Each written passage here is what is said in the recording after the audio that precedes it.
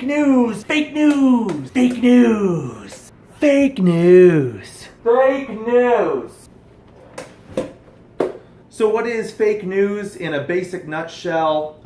It's a type of reporting where you either fake or skew a story in order to try and damage or help a person, a policy, or a group of people. And a humongous fake news awareness has been coming up ever since the election 2016. Now, everybody's pointing the fingers at everybody saying, you're fake news, you're fake news, no, you're fake news. And one of the most recent fake news stories that's been circulating lately has been, Trump's insane, Trump's crazy, he's gonna get us killed, he's unfit for office, check that man for dementia, he's nuts! Now I have said in past videos that I try to remain as objective on Trump as possible, so I'm not some diehard cheerleader of Trump where I'm like, I'm gonna stand by Trump no matter what he says or what he does, he's the best thing ever. No, I disagree with him on some things, I agree with him on other things. I'll call him out when I think he's wrong, and then I'll applaud him when I think he's right. So anyways, the mainstream media for the past couple weeks has been trying to blow up this story that Trump is literally nuts, that he has mental issues, and that he needs to be ushered out of the White House because he's unfit to lead. Enter Ronnie Jackson, Dr. Ronnie Jackson actually, who is the president's personal physician, and he was actually Barack Obama's personal physician as well. This guy is a rear admiral in the Navy, and he went to the University of Texas medical branch to get his medical training. So I trust the guy, and he is obviously an expert. And so Dr. Jackson went on to do a lot of health tests on Trump this last week, and when all the tests were done and he came to the press with the results, he basically told the press, I didn't think that any mental or cognitive health test needed to be done on Trump because I talk to him almost every day and he seems to be absolutely fine mentally. Trump is the one who said, no, I want to do this mental health test. I want to do this cognitive health test because I want to I imagine he just wanted to shut down all the news media sites and just say like, hey, I'm fine. So Doc Jackson and Trump decided together that they were going to go with one of the more tougher cognitive tests called the Montreal Cognitive Assessment, or MoCA. And just basically saying like, okay, let's see if you can, let's go more involved so that nobody can say, oh, you just chose the easiest test. And so this assessment, it's out of 30 points, right? And get this, if you score lower than 26 out of 30, then that's showing signs of dementia already. That's not a huge margin for error. 4 points, Trump got 30 out of 30. Showed no signs of cognitive disrepair. You could just picture the press after hearing this. God.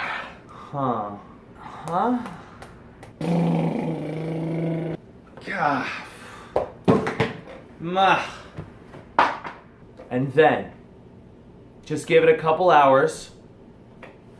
He's still unfit for office! Get him out of here! You do more tests! More tests! That test didn't mean anything! Oh my God. You see where things are going, right?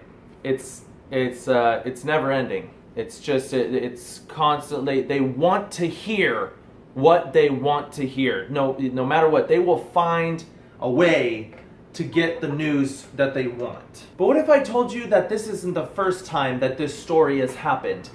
Yes, fake news followed Jesus around in his time too. Story time! Alright guys, I'm going to be reading most of a chapter. We're going to be in John chapter 9 if you want to follow along in your own Bibles. Let's get into God's Word with Pool Guy. Okay, here we go. As Jesus was walking along, he saw a man who had been blind from birth. Teacher, his disciples asked him, why was this man born blind? Was it a result of his own sins or those of his parents? It was not because of his sins or his parents' sins, Jesus answered. He was born blind so the power of God could be seen in him. All of us must quickly carry out the tasks assigned to us by the one who sent me, because there is little time left before the night falls and all the work comes to an end. But while I am still here in the world, I am the light of the world." Then he spit on the ground, made mud with the saliva, and smoothed the mud over the blind man's eyes. He told him, "Go and wash in the pool of Siloam." Siloam means sent. So the man went and washed, and came back seeing. His neighbors and others who knew him as a blind beggar asked each other, "Is this the same man, that beggar?" Some said he was, and others said, "No, but he surely looks like him." And the beggar kept saying, "I am the same man." They asked, "Who healed you? What happened?" He told them, "The man they called Jesus made mud and smoothed it over my eyes and told me, 'Go to the pool of Siloam,' and washed off the mud. I went and washed, and now I can see." "Where is he now?" they asked. "I don't know," he replied. Then they took the man to the Pharisees. Now, as it happened, Jesus had healed the man on a Sabbath. The Pharisees asked the man all about it. So he told them, "He smoothed the mud over my eyes, and when it was washed away, I could see." Some of the Pharisees said, "This man Jesus is not from God, for he is working on the Sabbath." Others said, "But how could an ordinary sinner do such miraculous signs?" So there was a deep division of opinion among them. Then the Pharisees once again questioned the man who had been blind and demanded, "This man who opened your eyes, who do you say he is?" The man replied, "I think he must be a prophet." The Jewish leaders wouldn't believe he had been blind, so they called in his parents. They asked them, "Is this your son? Was he born blind? If so, how can he see?" His parents replied, "We know this is our son, and that he was born blind. But we don't know how he can see or who healed him. He is old enough to speak for himself. Ask him." They said this because they were afraid of the Jewish leaders who had announced that anyone saying Jesus was the Messiah would be expelled from the synagogue. That's why they said, "He is old enough to speak for himself. Ask him." So for the second time, they called in the man who had been blind and told him, "Give glory to God by telling the truth, because we know Jesus is a sinner." "I don't know whether he is a sinner," the man replied, "but I know this. I was blind, and now I can see." "But what did he do?" they asked. "How did he heal you?" "Look," the man explained, "I told you once, didn't you listen? Why do you want to hear it again? Do you want to become his disciples too?"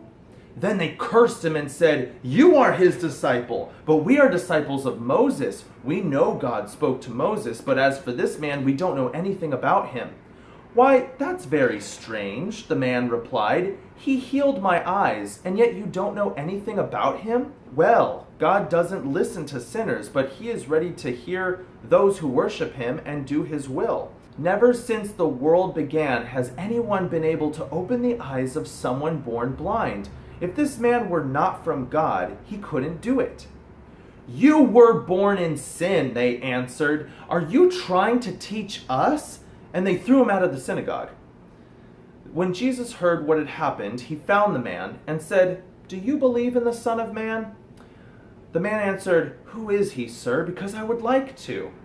"You have seen him," Jesus said, "and he is speaking to you." "Yes, Lord," the man said, "I believe." And he worshipped Jesus. Jesus told him, "I have come to judge the world. I have come to give sight to the blind and to show those who think that they see that they are blind." The Pharisees who were standing there heard him and asked, "Are you saying we are blind? If you were blind, you wouldn't be guilty." Jesus replied, "But you remain guilty because you claim you can see." Basically, no matter what was said, no matter what was told to them, the Pharisees were not going to hear it. They were not happy with the answers that they were given. They were going to find some way to pin Jesus as a fraud, as a sinner. "Oh no, this guy, he's a fake." They were going to fake news him. They were trying to fake news him. They were trying so hard to find an angle, trying to find a way to, we got you. But every time they tried, people were like, No, that's not how it happened. What we told the blind man, the guy who was blind and could now see, was like, I've told you this story multiple times. Why do you need to keep hearing it? Because the Pharisees, they wanted to try and see if the story would change so that they could just claim it out on the streets. Jesus is a fraud. We finally got him.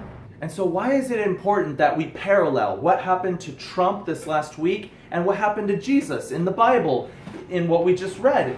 Because the Bible is sometimes claimed to be outdated. It doesn't have a place in our modern society. We need new philosophies and ideals to take us into the new ages. Absolutely not true. The Bible is totally relevant. It's just as relevant today as it was back then. The same lessons to be learned that we need to learn, the same philosophies that will solve our issues as individuals, as a community, as a nation, as a world, they're still in the Bible. They're right here. We just need to be able to be willing to humble ourselves and say, all right, we need help. Okay. And abide in the Word and apply it to our lives. Guys, remember this week to thank God for the fact that He gave us His Word that doesn't expire, that stays ever relevant, that gives us all the lessons that we need to become better people so that we may go about this world and share His love with everybody we come in contact with, and that we can be better examples of how somebody can be saved from their sin.